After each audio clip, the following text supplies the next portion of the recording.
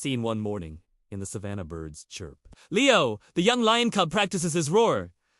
Leo, R-R-O-A-R-R. I'm the loudest, the biggest, the best. Tala, the tortoise. Good morning, Leo. Leo. Morning, Tala. Did you hear my roar? Tala. Oh, yes. But did you hear the baby bird calling for help? Leo. No. I was too busy roaring. Scene 2. By the riverbank, a small bird is stuck between reeds. Leo. Oh, no. I didn't hear you earlier. Let me help. Leo gently pulls the reeds apart. The bird flutters free. Bird. Thank you, Leo. Tala. See. Sometimes the quietest sounds are the most important. Leo, smiling. Maybe a good lion doesn't just roar. He listens too. Scene 3. Sunset. Leo sits quietly as the savannah glows orange. Leo softly. But also... she.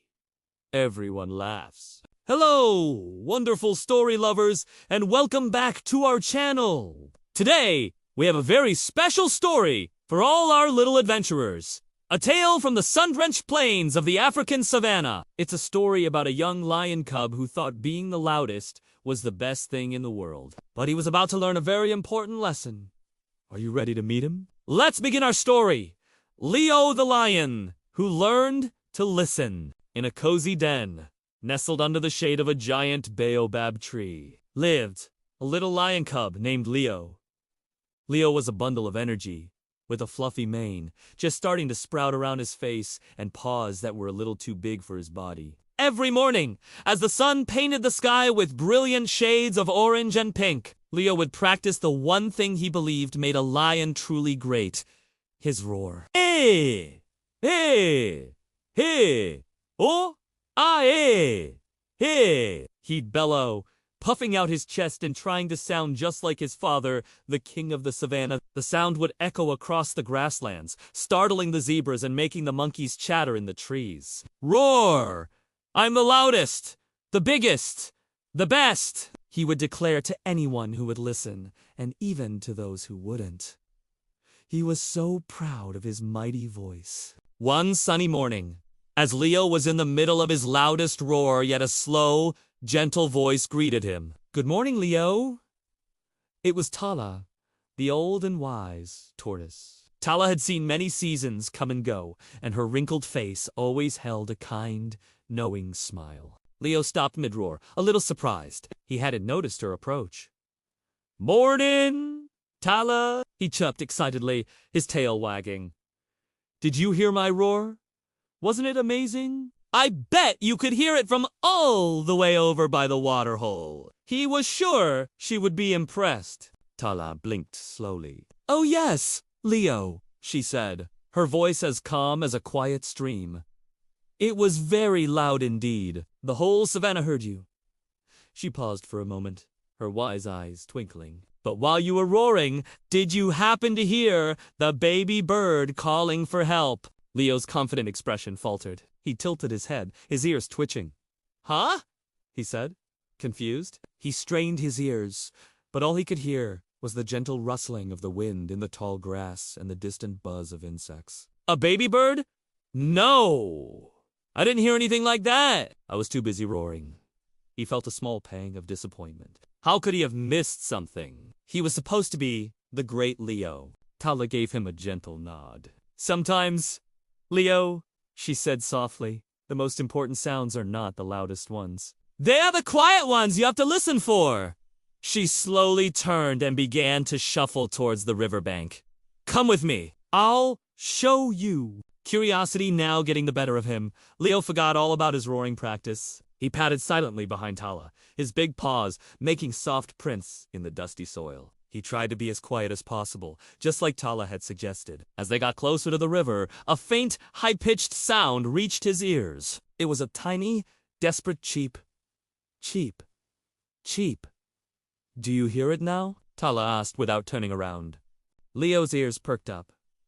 Yes, I do, he whispered. He had never noticed such a small sound before. His world had always been filled with his own loud roars. Following the tiny chirps, They arrived at the riverbank. There, tangled between two thick green reeds, was a small, frightened fledgling bird. It was flapping its little wings frantically but was completely stuck. His mother was flying anxiously overhead, chirping in distress. Leo's heart went out to the little creature. "Oh no!" he gasped, feeling a wave of guilt. "I didn't hear you earlier. I'm so sorry." He realized that if Tala hadn't pointed it out, he would have completely missed this little bird's cry for help. His roaring had made him deaf to the world around him. Determined to make things right, Leo approached the reeds carefully. He knew he had to be gentle. His paws, which he usually used for pouncing and playing, now needed to be soft and careful. He gently nudged the reeds apart with his nose, creating a small opening. The little bird, seeing its chance, gave one last flutter and broke free. It soared into the air, chirping happily. "Thank you, Leo! Thank you!" It seemed to sing as it flew to join its mother. Leo watched them fly away, a warm feeling spreading through his chest. It was a different kind of pride than he felt after a loud roar. This felt better. Tala the tortoise watched him with her kind, knowing eyes.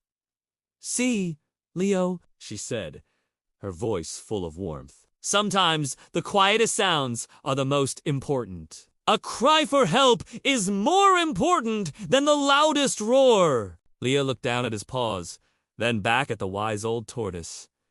He finally understood. Being a great lion wasn't just about being strong and loud. It was also about being kind and attentive. It was about listening to the world and being there for those who needed help, no matter how small their voice was. A big, happy smile spread across his face. "You're right, Tala," he said, his voice filled with newfound wisdom. "Maybe a good lion doesn't just roar. He listens to..." From that day on, Leo was a different lion cub. He still loved to roar, of course. A good, hearty roar in the morning still felt wonderful.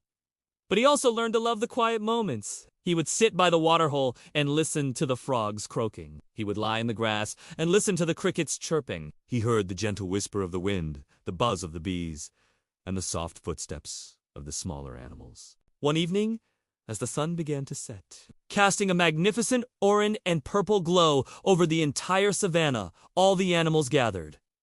It was a peaceful, beautiful moment. Leo was sitting quietly with Tala, his mother, and all his friends. He took a deep breath, and instead of his usual earth-shaking roar, he let out a soft, playful little roar. He then put a paw to his lips and whispered, but also, "S-H-E-H-E." A ripple of gentle laughter spread through the animals. They all understood. Leo had learned the most valuable lesson of all, the power of listening. He was still Leo, the brave and strong lion, but now he was also Leo, the kind and attentive friend. And in the quiet peace of the African twilight, that was the best thing to be. And that's the story of Leo, the lion who learned that true strength isn't just in making noise, but in being quiet enough to hear the world around you. I hope you enjoyed our little trip to the savannah today. Remember, just like Leo, it's always a good idea to listen. You never know what wonderful things you might hear. If you loved this story,